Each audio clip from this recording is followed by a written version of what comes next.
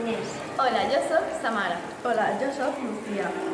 Som la classe de 5è A. Volem compartir la importància de l'aigua.